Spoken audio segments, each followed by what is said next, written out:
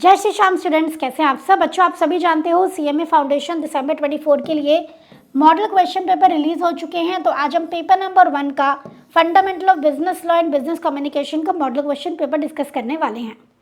बहुत important video रहने वाली है, ज़्यादा लंबी वीडियो नहीं रहेगी, तो आप लोग ये वीडियो को ज़रूर देखना, एक एक क्वेश्चन को अच्छे से ज़रूर समझना। साथ के साथ एक चीज़ और, अभी बच्चों को लग रहा होगा कि मैम हमारी तो प्रिपरेशन ही नहीं हुई है, अब हम क्या करें, समझ में नहीं आ रहा, इंस्टीट्यूट ने तो मॉडल क्वेश्चन पेपर तक दे दिए। तो आप टेंशन बिल्कुल मत लो, जब ग्रूमिंग एजुकेशन एकेडमी आपके साथ है। आप अभी भी अपनी प्रिपरेशन कर सकते हो। बस करना क्या है कि आपको टाइम वेस्ट नहीं करना है। आप यूट्यूब पे फ्री के लेक्चर्स ढूंढते हो, कभी इधर ढूंढ रहे हो कभी उधर ढूंढ रहे हो, यूट्यूब ओपन कर रहे हो तो आपका माइंड डिस्ट्रैक्ट हो रहा है। करना ये है कि आपको जितना भी टाइम आपके पास अब है उसको प्रॉपरली यूटिलाइज करना है।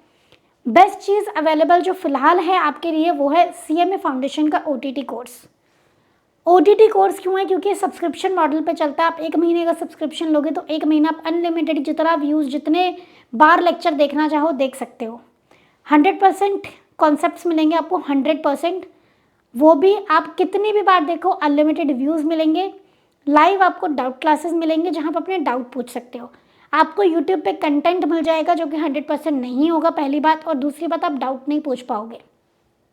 फोर्थ सबसे बढ़िया चीज़ हमारे कोर्स की क्या है कि आपको ना जो स्टडी मैट के क्वेश्चंस है ना उसका वीडियो सोल्यूशन दिया है। आप भी जानते हो 60 to 70% जो पेपर आता है कट एकदम आपका स्टडी मैट के क्वेश्चंस में से आता है। तो अगर आपने स्टडी मैट के क्वेश्चंस की वीडियोस देख ली तो भैया यहाँ पे तो शॉर्ट है, क्योंकि आपको पता है 60-70% पेपर तो उसी में से आएगा, राइट। तो हमने सारे स्टडी मैट के क्वेश्चंस का वीडियो सोल्यूशन बना रखा है। बच्चा कहीं अटकता है तो वो वीडियो देख के समझ सकता है, राइट। तो ये सब कुछ मिलने वाला है बहुत ही मिनिमम कॉस्ट पे, बहुत ही मिनिमम कॉस्ट पे। तो OTT platform I think best है, लिंक डिस्क्रिप्शन बॉक्स में दिया है, वहाँ से आप देख सकते हो, या फिर हमारे हेल्पलाइन नंबर 8888800402 पे आप कांटेक्ट कर लेंगे तो वहाँ से आपको सपोर्ट मिल जाएगा। हमारे जो सपोर्ट स्टाफ है वो हमेशा आपको हेल्प करने के लिए रेडी है इन एनी मैटर, ओके। तो इस तरीके से आप अपना ओटीटी कोर्स लेके तैयारी कर सकते हो। फिलहाल हम आ जाते हैं question number 1 of model question paper. Question number 1 कह रहा है what is a private bill. तो प्राइवेट बिल क्या होता है? बहुत इजी सी बात है। प्राइवेट बिल वो बिल होता है जो मिनिस्टर के अलावा कोई और मेंबर प्रेजेंट करता होता है। एक्चुअली कोई भी कानून बनने से पहले उसे पार्लियामेंट में प्रेजेंट किया जाता है, वहाँ डिस्कशंस होती है। तो जब कानून नहीं बनता है तो उसे बिल बोलते हैं। ड्राफ्ट फॉर्म में, रफ फॉर्म में जब होता है तो उसे बिल बोलते हैं। तो अगर वो बिल अदर देन मिनिस्टर कोई मेंबर प्रेजेंट करता है तो उसे प्राइवेट बिल बोला जाता है, राइट। चलिए नेक्स्ट आपका question number 2, the difference between an advertisement for sale and proposal is. Advertisement for sale is your invitation to offer and proposal is offer. तो ऑफर और इन्विटेशन टू ऑफर में क्या difference होता है? मैंने आपको ऑफर दिया, जैसे एक्सेप्ट करोगे प्रॉमिस बन जाएगा, पर इनविटेशन टू ऑफर में ऐसा नहीं होता। मैंने आपको इनविटेशन टू ऑफर दिया, जब आप रिस्पॉन्ड करोगे तो वो ऑफर बनेगा, तो वो प्रॉमिस नहीं बनेगा, है ना। आइए, तो इसमें कोई डिफरेंस नहीं होता, गलत बात। That a proposal becomes promise as soon as, जिस पार्टी को दिया वो एक्सेप्ट करता है, पर एडवर्टीजमेंट नहीं होता। करेक्ट ऑप्शन है बी। सी पढ़ लेते हैं, एवरी केस हम सिचुएशन के हिसाब से देखेंगे, no and none of these भी नो, तो करेक्ट ऑप्शन है बी। क्वेश्चन नंबर 3 आ जाते हैं बेटा, with regard to the contractual capacity of the person of unsound mind. Unsound mind कौन होता है? जिसका माइंड ठीक से काम नहीं करता है, जो चीज़ों को सोच समझ नहीं सकता है, जो कॉन्ट्रैक्ट को ये नहीं समझ सकता है कि कॉन्ट्रैक्ट का मुझ पे क्या इम्पैक्ट होगा, दैट इज अनसाउंड माइंड का पर्सन। अनसाउंड माइंड का पर्सन वैसे तो कॉन्ट्रैक्ट में एंटर नहीं हो सकता है ड्यूरिंग द टाइम जो वो अनसाउंड माइंड का है। अगर आप किसी अनसाउंड माइंड के पर्सन के साथ उसके अनसाउंड माइंड होने के दौरान कॉन्ट्रैक्ट करते हो तो वो वॉइड होता है, राइट। पर जब भी वो साउंड माइंड का है उस टाइम वो कॉन्ट्रैक्ट कर सकता है। फॉर एग्जाम्पल, एक पर्सन ड्रिंक करता है नशे की हालत में, वो अनसाउंड माइंड का है, उस टाइम कॉन्ट्रैक्ट नहीं कर सकता, पर जब उसने ड्रिंक नहीं कर रखी है तब वो कॉन्ट्रैक्ट कर सकता है। आइए, क्या लिखा है? A person of unsound mind can never enter into contract, no. A person of sound mind can enter into contract, no. Unsound mind, sorry. A person who is usually of unsound mind can contract when he is at the time of entering into contract of sound mind. Yes, तो correct option है सी। D क्या लिखा है? A person who is occasionally of, occasionally मतलब जो कभी कभी unsound mind का होता है वो कॉन्ट्रैक्ट करता है, ऑल्दो वो अनसाउंड माइंड का है कॉन्ट्रैक्ट करते टाइम, नो। करेक्ट ऑप्शन है आपका option number C. Question number 4, the validity of a contract is not affected by. Contract की वैलिडिटी किससे अफेक्ट नहीं होती है? मिस्टेक ऑफ फैक्ट से तो होती है क्योंकि बायलेटरल मिस्टेक वॉइड होती है। मिस्टेक ऑफ इंडियन लॉ से कोई फर्क नहीं पड़ता। अगर आपने लॉ की, इंडियन लॉ की मिस्टेक करी है तो कॉन्ट्रैक्ट जैसे था वैसे ही रहेगा, उसकी वैलिडिटी में कोई चेंज नहीं आएगा। मिस रिप्रेजेंटेशन में तो वॉइडेबल होता है, फ्रॉड में वॉइडेबल होता है। तो ये 3 तो ऑप्शन हमारे नहीं हो सकते। करेक्ट ऑप्शन है ऑप्शन बी। नेक्स्ट आ जाते हैं, विच of the following is not a wagering agreement. इनमें से कौन सा वेजरिंग अग्रीमेंट नहीं है? लॉटरी तो वेजरिंग है, agreement to buy ticket for lottery भी वेजरिंग है, कमर्शियल ट्रांजैक्शन जिसमें गुड्स को डिलीवर नहीं करना है, खाली प्राइस को सेटल करना है, वो भी वेजरिंग होते हैं। Contract of insurance is not a wagering, it is a contingent contract. नुकसान होगा तो कंपनी भरपाई करेगी, नहीं तो नहीं करेगी, that is a contingent contract. Question number 6 आ जाते हैं, विच of the following is a void agreement. Very easy question. Agreement without consideration void, agreement in restraint of marriage, किसी को पैसे लेके बोलना तो इससे शादी मत कर, void. Agreement in restraint of trade, किसी को पैसे देके बोलना तो अपना बिजनेस बंद कर दे, वॉइड। तीनों वॉइड है। करेक्ट ऑप्शन है D, all of the above. Next आ जाते हैं question number 7, if the seller agrees to supply, अगर सेलर अग्री करता है कि सारे गुड्स में तुम्हें ही बेचूंगा, एक पर्टिकुलर बायर को, और किसी को भी नहीं बेचूंगा, बायर भी कहता है कि हाँ मैं तुमसे सारा गुड्स खरीदूंगा, तो ये अग्रीमेंट क्या होता है? मेरे हिसाब से आंसर होना चाहिए था बी, सोलस अग्रीमेंट इसको बोलते हैं, पर आपके बुक में मॉड्यूल में आंसर गिवन है डी, तो आप डी ही आंसर यहाँ पे मार्क करेंगे, नन ऑफ दीज। नेक्स्ट आ जाते हैं question number 8, A agrees to sell B 100 tons of oil. A B को 100 टन्स ऑफ ऑयल बेचेगा, कुछ भी नहीं लिखा कौन सा काइंड ऑफ ऑयल, तो अग्रीमेंट क्या हो जाएगा? वॉइड। क्यों वॉइड हो जाएगा? क्योंकि पता ही नहीं है कौन से गुड्स के बारे में बात कर रहे हैं, अनसर्टेन अग्रीमेंट है। Option B, agreement will be void for uncertainty, right. चलिए नेक्स्ट आ जाते हैं क्वेश्चन नंबर 9 पे। एक्स ने एक पर्टिकुलर फर्म में काम करता था, फर्म का पार्टनर था, वो फर्म को छोड़ देता है, जो फर्म दिल्ली में बिजनेस कर रही है, और बाकी पार्टनर्स के साथ अग्री करता है कि सिमिलर बिजनेस में स्टार्ट नहीं करूंगा नेक्स्ट 2 ईयर्स में भी। ये अग्रीमेंट क्या है? क्या ये वैलिड होगा या वॉइड होगा? ये अग्रीमेंट रिस्ट्रेंट ऑफ ट्रेड जैसा दिख रहा है, पर फिर भी वैलिड है, क्योंकि ये एक्सेप्शन में फॉल करता है कि अगर कोई पार्टनर फर्म को छोड़ के जा रहा है तो वो बाकी पार्टनर्स के साथ ऐसा अग्रीमेंट कर सकता है। तो this agreement is completely valid. Okay, चलिए नेक्स्ट आपका क्वेश्चन नंबर 10, पार्लियामेंट किसे बोलते हैं? तो parliament consist of president, Lok Sabha, Rajya Sabha, सीधा सीधा ऑप्शन है A, the president, council of states Rajya Sabha, and house of the people Lok Sabha. Rajya Sabha alone is not a parliament, Lok Sabha is not a parliament, legislative assembly तो state level पे होती है, तो उसे हम पार्लियामेंट नहीं बोलते, राइट। चलिए question number 11, mention the number of जजेस in a supreme court. Supreme court में कितने जज होते हैं इंक्लूडिंग चीफ जस्टिस? तो आपके पास 34 जजेस है फिलहाल as of now, including chief justice. आपके मॉडल में 33+1 लिखा है, तो वो 34 है total including chief justice. This is आपका अगेन चैप्टर नंबर 1 का क्वेश्चन। Under what article of the constitution of India 1950 is the governor of the state empowered to make an ordinance. State के गवर्नर, जैसे इंडिया का तो parliament में president होते हैं, ऐसे स्टेट लेवल पे गवर्नर्स होते हैं, तो गवर्नर को ऑर्डिनेंस यानी कि इमरजेंसी में कानून पास करने की पावर कौन से आर्टिकल में गिवन है? तो आर्टिकल 213 में गिवन है। ये आर्टिकल्स अलग अलग आपको ना समझने हैं कि किस आर्टिकल में क्या गिवन है, सिर्फ हेडिंग से समझना, आपको बहुत डिटेल में जाने की ज़रूरत नहीं है। इसके लिए सेपरेट वीडियो भी अवेलेबल है, मैं उसका लिंक डिस्क्रिप्शन में लगवा दूंगी, और आप जब मॉड्यूल पढ़ोगे तब आप हाईलाइट करके पढ़ना उसको। ओके, चलिए नेक्स्ट है आपका, when a law is proposed in a parliament, जब लॉ पार्लियामेंट में रखा जाता है तो उसे क्या बोलते हैं? मैं आपको बता चुकी हूँ, उसे बिल बोलते हैं, ठीक है। तो हमने ये पढ़ा था क्वेश्चन नंबर 1 में कि उसे बिल बोलते हैं। नेक्स्ट आ जाएंगे question number 14, A or B ने अग्री किया है कि वो स्मगल्ड गुड्स में डील करेंगे, इलीगल काम करने का सोच रहे हैं और प्रॉफिट्स को शेयर करेंगे। बाद में ए बी को प्रॉफिट का हिस्सा नहीं देता है, क्या बी कोर्ट में जा पाएगा? No, because agreement is void due to illegality. तो बी एनफोर्स कर सकता है agreement? No. B damages claim कर सकता है? No. B has no remedy as contract is illegal, option C is yes. B can enforce the contract और claim damages? No. Question number 15, quasi contract क्या होते हैं? Quasi contract are relations which create obligation resembling to those created by contract. Quasi contract मतलब ऐसे contract जहाँ पे आपने actually में कोई ऑफर एक्सेप्टेंस कुछ नहीं किया है, लॉ आपके ऊपर ऑब्लिगेशन डालता है, जैसा कि आपने कॉन्ट्रैक्ट किया हो ऐसे सही ऑब्लिगेशन आपके ऊपर डाला जाता है। तो क्वाजी कॉन्ट्रैक्ट्स ऐसे रिश्ते क्रिएट करता है, जैसे कॉन्ट्रैक्ट हुआ हो तब रिश्ते क्रिएट होते हैं, तब ऑब्लिगेशन क्रिएट होता है। तो ए सी डी तीनों आपके आंसर्स नहीं है, करेक्ट ऑप्शन है बी। नेक्स्ट आ जाएंगे question number 16, insolvency leads to discharge of contract.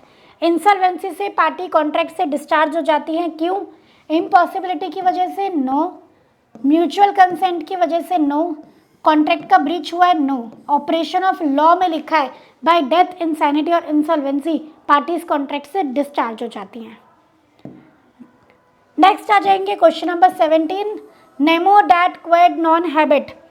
बहुत ही कॉमन क्वेश्चन है ये। इसका मीनिंग क्या होता है? No one can give what he himself doesn't have. जो मेरे पास नहीं है वो मैं आपको नहीं दे सकती हूँ। इसका मतलब जो गुड्स का ओनर नहीं है वो आगे ओनरशिप भी नहीं दे सकता है। सेल ऑफ गुड्स एक्ट का टॉपिक है ये। तो करेक्ट ऑप्शन है बी। अब मजे की बात है कि इसकी बाकी ऑप्शंस पढ़ो। No one is greater than God, every one can gain everything he has, every one is bound by his habit. तो अजीब से ऑप्शन है, करेक्ट ऑप्शन है B. No one can give what he himself doesn't have. Question number 18, for a valid contract of cell.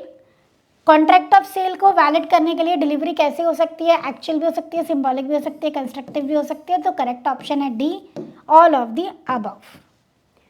Next आ जाएंगे question number 19, unpaid seller अपना right of lien exercise कर सकता है। लीन मतलब कब्जा करने का right. Even when property is good has pass to the buyer, only when property is not pass to the buyer, either A or B, neither A or B. तो मेरे हिसाब से इसका आंसर होना चाहिए ए। इवन दो प्रॉपर्टी पास हो गई है, स्टिल जो अनपेड सेलर है वो राइट ऑफ लीन एक्सरसाइज कर सकता है। नेक्स्ट है question number 20, which one of the following does not Connaught goods. इनमें से कौन सा गुड्स नहीं है इस पर सेल ऑफ गुड्स एक्ट? तो गुड्स में include every kind of movable property other than actionable claims and money. तो मनी गुड्स नहीं होता, एक्शनेबल क्लेम गुड्स नहीं होता। तो करेक्ट ऑप्शन है आपका D, both A and both B, both A and C, ये दोनों आपके गुड्स नहीं होते हैं। ओके, चलिए नेक्स्ट आपका question number 21, contract of sale में प्राइस कॉन्ट्रैक्ट में फिक्स्ड हो सकता है। हम कॉन्ट्रैक्ट में फॉर्मूला मेथड यूज कर सकते हैं कि इस मेथड से हम प्राइस डिसाइड करेंगे। हम ये भी कह सकते हैं जैसे जैसे कॉन्ट्रैक्ट चलेगा वैसे वैसे हम प्राइस डिसाइड करेंगे। तो आप ऑप्शन देखो एक बार, कॉन्ट्रैक्ट में प्राइस में भी fixed by the contract, agreed to be fixed in the manner, हम पहले से सोचते हैं इस तरीके से डिसाइड करेंगे, या फिर हम ये भी कह सकते हैं जैसे जैसे काम चलेगा वैसे वैसे डिसाइड करेंगे। तो करेक्ट ऑप्शन है D, all of the above. Next है आपका question number 22, which of the following is not an essential element of contract of sale. इनमें से कौन सा जरूरी चीज नहीं है? प्राइस का पेमेंट जरूरी है कि नहीं है? नहीं जरूरी है। वैसे तो ऑप्शन बी होना चाहिए, बाकी ऑप्शन देखते हैं। कॉन्ट्रैक्ट ऑफ सेल में क्या क्या जरूरी है? दो पार्टीज होनी चाहिए, सब्जेक्ट मैटर गुड्स होना चाहिए, कंसिडरेशन होना चाहिए, कॉन्ट्रैक्ट वाली सारी बातें होनी चाहिए। तो ए कह रहा है कॉन्ट्रैक्ट वाली सारी बातें होनी चाहिए, सी कह रहा है सब्जेक्ट मैटर होना चाहिए, डी कह रहा है दो पार्टीज होनी चाहिए। तो करेक्ट ऑप्शन है बी। बी होना ज़रूरी नहीं है, पेमेंट होना ज़रूरी नहीं है। गुड्स की पेमेंट हुई है नहीं हुई है कोई फ़र्क नहीं पड़ता, गुड्स की डिलीवरी हुई है नहीं हुई है कोई फ़र्क नहीं पड़ता। ओके, चलिए नेक्स्ट आ जाते हैं question number 23, A creditor agrees with his debtor and a third party to accept that third party as his debtor, the contract is discharge by. ऐसे समझ में नहीं आएगा, आ जाओ। सपोज ए है और बी है, A is the debtor and B is the creditor. A को बी को पैसे देने हैं। ए बी से कहता है मुझे सी से पैसे लेने हैं, एक काम करो, सी थर्ड पार्टी है, वैसे तो मुझे तुम्हें पैसे देने हैं पर सी से मुझे लेने भी हैं, एक काम करो बी तुम सीधा सी से पैसे ले लेना, इसको अपना डेटर बना लो। तो ए अब कॉन्ट्रैक्ट से डिस्चार्ज हो जाएगा। क्यों? परफॉर्मेंस कर दी उसने? नहीं। वेवर कर दिया, उसको माफ़ करा है? नहीं। रेमिशन करा है, बोला रहने तो मत दो पैसे? नहीं। ऑल्ट्रेशन हुआ है, कॉन्ट्रैक्ट में चेंज हो गया है, इसीलिए अब ए डिस्चार्ज हो गया। तो करेक्ट ऑप्शन है आपका बी, ऑल्ट्रेशन की वजह से ए डिस्चार्ज हो गया, अब उसे पेमेंट नहीं करनी है, राइट।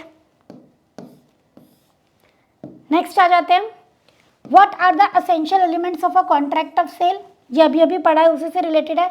कॉन्ट्रैक्ट ऑफ सेल में क्या जरूरी है, 2 पार्टीज होनी चाहिए, सब्जेक्ट मैटर होना चाहिए, कंसिडरेशन होना चाहिए, कॉन्ट्रैक्ट के फीचर्स होने चाहिए।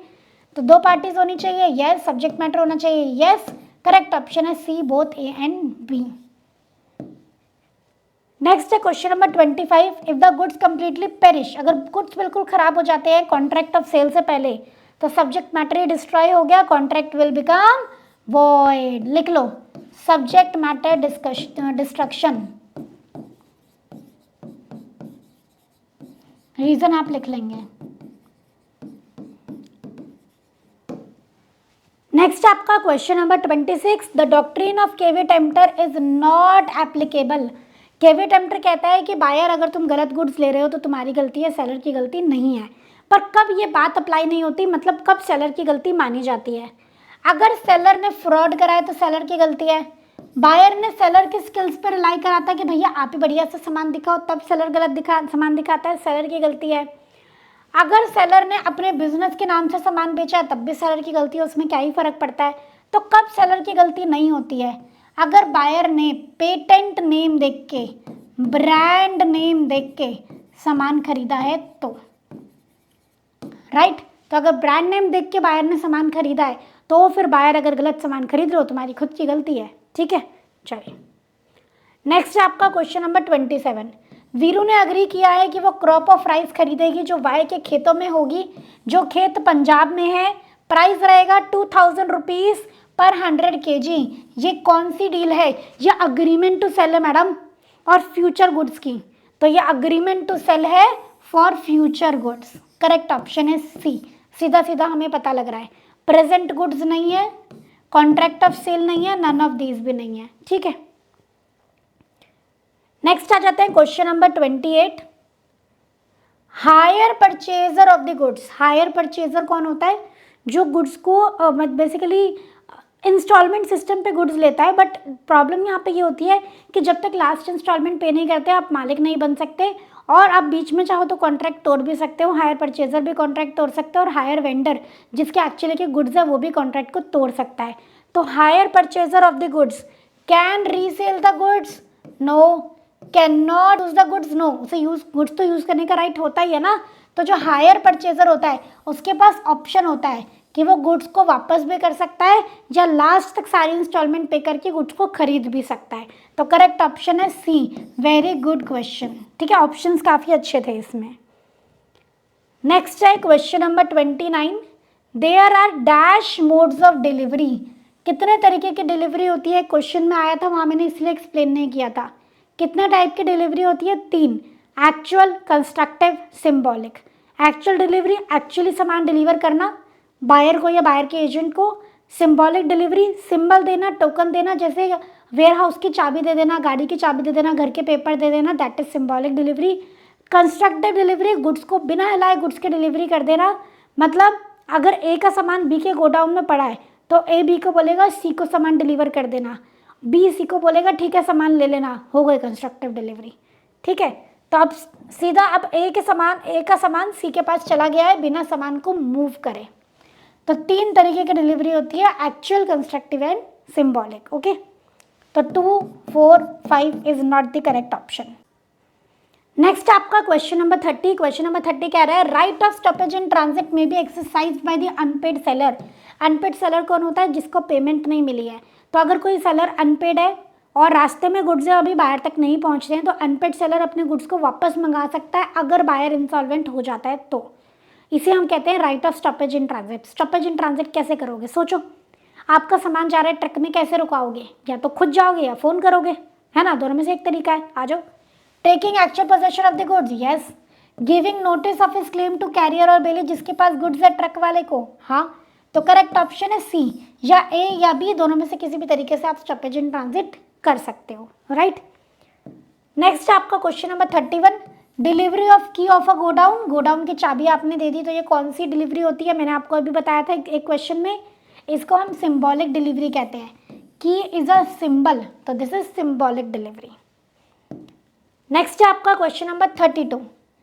द प्रिजम्पशन मतलब assumption as to date of negotiable instrument, negotiable instrument की डेट के बारे में क्या एजम्पशन होती है अंडर सेक्शन 118 कि भाई एवरी नेगोशिएबल इंस्ट्रूमेंट जिसपे डेट है वॉज मेड और ड्रॉन, वो बनाया गया था, ड्रॉ किया गया था ऑब्वियसली उसी डेट पे, on that date, that's it. ये थोड़ा ना मानेंगे पहले बनाया था बाद में बनाया था, उस दिन बनाया था जिस दिन डेट डली हुई है, राइट। क्वेश्चन नंबर 32 3 आ जाएंगे। इफ एन इंस्ट्रूमेंट में बी कंस्टिट्यूट इधर एज अ प्रॉमिसरी नोट और बिल ऑफ एक्सचेंज, अगर इंस्ट्रूमेंट को promissory note bill of exchange दोनों में से कुछ भी माना जा सकता है, क्यों? क्योंकि इंस्ट्रूमेंट का बनाने में ही कुछ डिफेक्ट है। मैंने अपने आप पे ही बिल ऑफ एक्सचेंज बनाया, अपने आप को ही ऑर्डर दे रही हूँ, तो ये बिल ऑफ एक्सचेंज है कि प्रॉमिसरी नोट है पता ही नहीं चल रहा, तो ऐसे इंस्ट्रूमेंट कहलाते हैं आपके एम्बिगुअस इंस्ट्रूमेंट, ठीक है।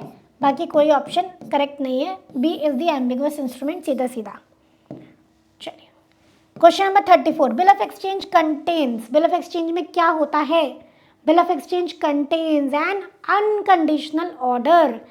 पर्सन जो बिल ऑफ एक्सचेंज बनाता है वो दूसरे पर्सन को ऑर्डर देता है कि तुम पेमेंट करोगे, चाहे मुझे चाहे इसे, किसी को, जो भी उस पर लिखा हो, राइट। तो बिल ऑफ एक्सचेंज में ऑर्डर होता है, प्रॉमिसरी नोट में प्रॉमिस होता है, अंडरटेकिंग होती है। तो बिल ऑफ एक्सचेंज में अनकंडीशनल अंडरटेकिंग होती है, नो, वो तो प्रॉमिसरी नोट में होती है। अनकंडीशनल ऑर्डर होता है, कंडीशनल तो होता ही नहीं है ना बिल ऑफ एक्सचेंज में ना प्रॉमिसरी नोट में, ओके। नेक्स्ट आपका question number 35। A promissory note, bill of exchange or check drawn or made in India and made payable in India or drawn upon any person resident in India, तो वो क्या होता है? तो bill of exchange अगर India में बना है और वो या तो मेड पेबल इन इंडिया या तो इंडिया में पेबल है या इंडिया के रेजिडेंट पे बना है, इंडिया के रेजिडेंट पे बना है, तो वो इंस्ट्रूमेंट कौन सा? Inland instrument. जो ये कंडीशंस पूरी नहीं करता है वो होता है फॉरेन इंस्ट्रूमेंट। तो this is the condition of, these are the conditions of inland instrument, right. Local कुछ नहीं होता, इंडिजीनियस भी कुछ नहीं होता, फॉरेन इंस्ट्रूमेंट तो ये है ही नहीं, क्योंकि ये इनलैंड इंस्ट्रूमेंट की कंडीशंस को पूरी कर रहा है। ड्रॉन इन इंडिया, फिर दोनों में से चेक करोगे, drawn on resident in India या फिर पेबल इन इंडिया, इनमें से एक भी कंडीशन पूरी हो रही है तो वो इनलैंड इंस्ट्रूमेंट हो जाता है, right. Question number 36। Inchoate instrument, inchoate instrument, inchoate incomplete instrument जो इनकम्प्लीट है, without any doubt. Question number point number A is the answer. Ambiguous तो मैं आपको बता चुकी हूँ, जो डाउटफुल होता है, क्लीन बिल नाम की कोई चीज़ नहीं होती है, ड्रॉन कंडीशनल या कोलेटरल सिक्योरिटी ऐसा भी कुछ नहीं होता है, ठीक है। चलिए question number 37। Who among the following can not cross a cheque, इनमें से कौन चेक को क्रॉस नहीं कर सकता? चेक को बनाने वाला कर सकता है, चेक का होल्डर कर सकता है, बैंक के पास चेक जाता है, बैंक भी चेक को क्रॉस कर सकता है, फॉरेनर चेक को क्रॉस नहीं कर सकता है। तो करेक्ट ऑप्शन है आपका डी। मैंने आपको चेक बना के दिया, मैं क्रॉस कर सकती हूँ, आपके पास चेक है, आप भी उस पर 2 लाइन लगा के क्रॉस कर सकते हो, बैंक के पास चेक जाएगा, सेफ्टी मेंटेन करने के लिए बैंक भी उस पर 2 क्रॉस लगा सकता है, 2 ऐसे कॉर्नर पे क्रॉस लगा सकता है, फॉरेनर नहीं कर सकता, ठीक है। फॉरेनर के पास क्रॉस करने का राइट नहीं है। क्वेश्चन नंबर 38 बहुत इंपॉर्टेंट क्वेश्चन है, this is very important question. Holder in due course कौन होता है? एक पर्सन कब होल्डर इन ड्यू कोर्स बनता है? होल्डर इन ड्यू कोर्स ये होता है कि भाई जिस पर्सन के पास इंस्ट्रूमेंट है तो वो डिफेक्ट फ्री है। होल्डर इन ड्यू कोर्स वो माना जाता है, मतलब जिसने गुड फेथ में पैसा देके और किसी कंसिडरेशन के बदले में इंस्ट्रूमेंट लिया है, ना चोरी का है, ना उसे डिफेक्ट के बारे में पता था और ना ही उसने अनलॉफुल तरीके से उस इंस्ट्रूमेंट को लिया है।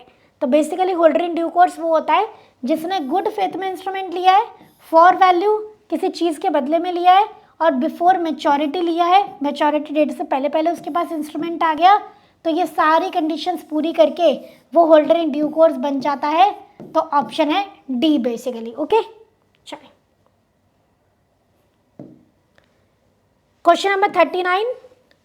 Which of the following is a valid promissory note, इनमें से कौन सा वैलिड प्रॉमिसरी नोट है? ध्यान से सुनना। प्रॉमिसरी नोट कौन क्या होता है? जब आप प्रॉमिस करते हो कि मैं तुम्हें अमाउंट पे कर दूंगा। प्रॉमिसरी नोट अनकंडीशनल होना चाहिए, प्रॉपर अमाउंट लिखा होना चाहिए, प्रॉपर टाइम मेंशन होना चाहिए, प्रॉमिसरी नोट बियरर नहीं हो सकता, ठीक है। चलिए, आई ओ सम अमाउंट, मुझे तुम्हें, और अच्छा हाँ, प्रॉमिसरी नोट में बस आप लिख दो कि मुझे तुम्हें पैसा देना है, that's it, this is not a promissory note. I promise to pay you, आप प्रॉमिस करोगे, that is a promissory note. तो I owe you some amount, this is not a promissory note. पहली बात तो आप सिर्फ बोल रहे हो कि मुझे तुम्हें देने हैं, वो भी सम अमाउंट, ये तो है ही नहीं। आई ओ यू ₹1000, ये भी नहीं है। आई प्रॉमिस टू पे ए और ऑर्डर 1000, और दूसरा है I promise to pay the bearer 1000। Promissory note can not be made payable to bearer, तो करेक्ट ऑप्शन है आपका C, promissory note payable to order ही हो सकता है, अमाउंट लिखा होना चाहिए क्लियर, ठीक है। चलिए, करेक्ट ऑप्शन है आपका सी। नेक्स्ट है क्वेश्चन नंबर 40। अब promissory note must be, promissory note कैसा होना चाहिए, राइटिंग में होना चाहिए, अनकंडीशनल होना चाहिए, साइंड बाय द मेकर होना चाहिए। करेक्ट ऑप्शन है D, all of the above. कोई दिक्कत ही नहीं है, डायरेक्ट क्वेश्चन था ये तो। प्रॉमिसरी नोट लिखा होना चाहिए, विदाउट कंडीशन होना चाहिए, कोई कंडीशन आप नहीं लगाओगे प्रॉमिसरी नोट पे, पर ऐसी कोई बात आपने बोली है जो होनी है कि इसकी पेमेंट तब होगी जब कल सूरज उदय होगा, सूरज राइज होगा, तो वो तो होना है, वो कंडीशन में नहीं आता, और साइंड उस पर होना जरूरी है, that should be signed by the maker. Question number 41। Corrective comments with regard to past behaviour, पहले के बिहेवियर को लेके कुछ आप करेक्टिव कमेंट देते हो, तो भैया वो तो ठीक है, बस ऐसा कुछ ठीक कर लेना, इसको हम क्या बोलते हैं, एनकोडिंग नहीं, positive feedback, negative feed forward, या नेगेटिव फीडबैक, बताइए। इसको हम बोलते हैं नेगेटिव फीडबैक। आप देखो बच्चों, एनकोडिंग तो आंसर है ही नहीं, क्या लिखा है, करेक्टिव कमेंट पास्ट बिहेवियर को लेके, तो पास्ट बिहेवियर में हमेशा होता है फीडबैक, क्योंकि करेक्टिव कमेंट बताए हैं, क्योंकि बताए हैं कि ये मिस्टेक थी, इसको सुधारो, इसलिए आंसर है नेगेटिव फीडबैक। करेक्ट, तो ऑप्शन है आपका डी। नेक्स्ट आ जाएंगे question number 42। Eight which stage the communicator focus on correcting the grammar, spellings and punctuation, इनमें से किस वाली स्टेज में कम्युनिकेटर का ग्रामर, पंक्चुएशन, स्पेलिंग करेक्शन पे ध्यान होता है, तो इसका करेक्ट ऑप्शन है revising and editing. Proof reading में तो फाइनली आप देखते हो कि कोई मिस्टेक तो नहीं है, रिवाइजिंग और एडिटिंग में हम ये देखते हैं कि ग्रामेटिकल या फिर ऐसी कोई एरर तो नहीं है, तो करेक्ट ऑप्शन है आपका बी। नेक्स्ट है आपका क्वेश्चन नंबर 43। अगर आप फ्रीक्वेंटली आस्क्ड क्वेश्चंस दे रहे हो कस्टमर्स को, तो इससे कौन सा बेनिफिट होता है इंटरनेट कम्युनिकेशन में। आपने देखा होगा, इनफैक्ट आप ग्रूमिंग एजुकेशन अकेडमी की eScholars.in पे भी जाएंगे तो उसमें भी आप देखोगे कि आपको फ्रीक्वेंटली आस्क्ड क्वेश्चन दिए हैं कि जनरली ये क्वेश्चंस बच्चे पूछते हैं और इनका ये आंसर्स है। इससे क्या होता है, इससे कस्टमर केयर, सपोर्ट केयर में हेल्प मिलती है। Professional presentation no, personal touch तो है ही नहीं, none of the above no. इससे कहीं ना कहीं सपोर्ट केयर में हेल्प मिलती है आपको पता लग जाता है कि अच्छा ये प्रॉब्लम जनरली होती है और इसका ये सोल्यूशन है ना, तो सपोर्ट केयर ए पार्ट। नेक्स्ट है आपका 44। कितने टाइप्स ऑफ कम्युनिकेशन होते हैं आपके, तो आपके 5 टाइप्स ऑफ कम्युनिकेशन यहाँ पे रहते हैं, right, not 1, not 3, not 4, verbal, non verbal, written, और आपका कम्युनिकेशन और formal, informal, formal, informal, verbal और नॉन वर्बल और रिटन कम्युनिकेशन। ओके, तो ये 5 तरीके के कम्युनिकेशन ऑर्गेनाइजेशन में होते हैं। फिर आ जाएंगे question number 45। In which business communication speaker को चूज करना होता है कि फेवर में बोलेगा या अगेंस्ट में बोलेगा। फोर मतलब फेवर में, बचपन में करते होते हैं ना ये वाला debate, right, a debate, speaking clearly in favour और अगेंस्ट द टॉपिक, तो बस debate is the answer. Debate में एक आपको साइड चूज करनी पड़ती है कि आप इस टॉपिक के फेवर में हो कि इस टॉपिक से अग्री नहीं करते हो, आप अगेंस्ट में हो। तो प्रेजेंटेशन नहीं है, स्पीच नहीं है, ग्रुप डिस्कशन नहीं है। ओके, चलिए नेक्स्ट आ जाता है question number 46। This type of communication happens when a person randomly chooses some person to pass on the information, जिसमें उनका खास इंटरेस्ट नहीं है, पर वैसे इंफॉर्मेशन और which is of little interest, जो थोड़े इंटरेस्ट की है बट इंपॉर्टेंट नहीं है। ऐसी किसी को भी पकड़ के तुमने बात बता दी, तुम्हें कोई बात पता चली, किसी को भी रैंडमली पकड़ा और बात बता दी जिसको कोई शायद लेना देना भी नहीं है, क्या होता है ये, कौन सा कम्युनिकेशन होता है, probability chain. Okay, this is not gossip, this is not cluster chain, this is probability chain. Probability आपको रैंडम वर्ड से ध्यान रखना है, ठीक है, रैंडम है और कोई इंटरेस्ट नहीं है उसका इसमें। 47 interpretation and conversion of information communicated into the intelligible form so that other person या recipient can fully understand the true meaning of the information। सुनो, जो प्रोसेस ऑफ कम्युनिकेशन है उसमें सबसे पहले एक आइडिया आता है आपको, आप उसे डिकोड करते हो, मैसेज में कन्वर्ट करते हो, सामने वाले को सेंड करते हो, सामने वाला डीकोड करता है, आप उसे एनकोड करते हो, सामने वाला डीकोड करता है। एनकोड मतलब नॉर्मल मैसेज को थोड़ा इनक्रिप्टेड फॉर्म में लिखना, डिकोडिंग मतलब उसे फिर से नॉर्मल मैसेज की में कन्वर्ट करके पढ़ना ताकि समझ में आ जाए। तो इसका करेक्ट ऑप्शन है डिकोडिंग। इंफॉर्मेशन जो दी है उसको पढ़ने वाली फॉर्म में दोबारा कन्वर्ट करना is known as decoding. Encoding होता है पढ़ने वाली फॉर्म से मैसेज में कन्वर्ट करना, दैट इज एनकोडिंग। मैसेज से वापस पढ़ने वाली फॉर्म में कन्वर्ट करना, that is decoding. Correct option is a. Feedback तो होता ही नहीं है, right. Question number 48, what is the first step of communication. अभी मैंने आपको बताया, अभी जस्ट जब आप कम्युनिकेशन प्रोसेस करते हो सबसे पहले आपको आइडिया आता है कि अरे मुझे ये इन्फॉर्मेशन भेजनी है। Developing an idea is the first step of communication, ठीक है। उसके बाद आप एनकोड करते हो, ट्रांसमिट करते हो, सामने वाला डिकोड करता है, ये बात के स्टेप्स है। नेक्स्ट आ जाता है question number 49, need of proper grammar और सिंटेक्स होने चाहिए। कौन से सी में ये बात लिखी है बताइए। कंप्लीटनेस पे सोचो, खुद सोचो, आपको नहीं भी पता तब भी आंसर आ जाएगा। कंप्लीटनेस है नहीं, कोहेरेंस है नहीं, करेक्टनेस, करेक्ट होना चाहिए, ग्रामर सिंटेक्स सब प्रॉपर होना चाहिए, करेक्टनेस नॉट कॉशियस, ओके।